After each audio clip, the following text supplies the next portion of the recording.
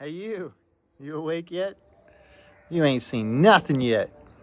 Let me tell you, I've been doing a lot of videos here lately about America being Babylon the Great, made great again, and it being New Rome, and also referred to as New Jerusalem, and all of those other things.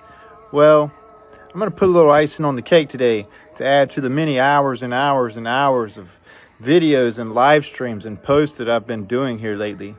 Sit back and relax and hold on to your hats. First thing I want you to do is hear it from this man himself. Check this out. I can't resist repeating this, but I'm going to. I said to the secretary that the last time Pompeo visited Jerusalem didn't end that well. But this is a different time.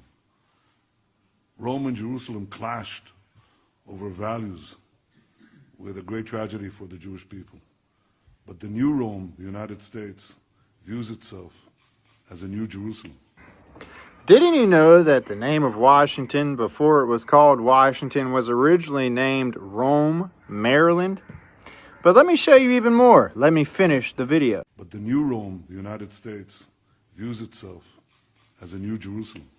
We visited the original city on the hill. We visited the hill. There is no greater friendship than the one between Israel and the United States. Not only did he publicly call the United States New Rome and New Jerusalem, but he also said he visited the true city on a hill and then repeated the hill. Well, fun fact, don't you know Rome is known as the city that sits on 7 hills? 1, 2, 3, 4, 5, 6, 7. Well, don't you also know that even Washington, D.C. sits on 7 hills, and just like the Rome of old sat on Tiber Creek, well, that's the original name of the Potomac River that runs through it. And there you have the names also of all the 7 hills in which Washington, D.C. sits on. But wait, there's more. See, I want to remind you of something. In the Bible, Mary was given a new son named John. Remember, he said, "Woman, behold your son, son, behold your mother." Okay, and then the Son of God was taken up to sit on his throne in the heavens, which is where you also have the story of the woman and the dragon, where her son is taken to the heavens, and then the woman is taken away to be comforted for a while. And then Satan is set loose for a short season. He's wroth because he knows his time is short, and he goes to make war with the woman and the remnant of her seed. Well, I want to show you something. See, at the bottom of the Statue of Liberty, you have the woman with her broken chain down here on her feet, which we've done many videos and seen many things about. And she's also seen holding up a light with the 7 shining pillars and rays pointed to the heavens. Well, could it be that in 1776, when all these names changed and the cornerstone was laid here in D.C., that Virginia, Mary's land, gave birth to the light bearer of Washington, D.C., where the child sits directly in the middle of Virgin Mary's belly? Let me show you something crazy. Fun fact, did you know that George Washington's mom, and by the way, he reigned with John Adams, don't you know that George Washington's mom's name is Mary Baal Washington? Well, I want to show you something else. Don't you know that Baal worship is actually dealing with the god of fertility, weather, and the sun, and is linked to the light and sun worship? Hence the woman holding up the sun. A lot of you already know about the Freemasonic obsession with light worship, okay? And you also know that George Washington is a master mason, and he laid the cornerstone for Washington, D.C. of Virgin Mary.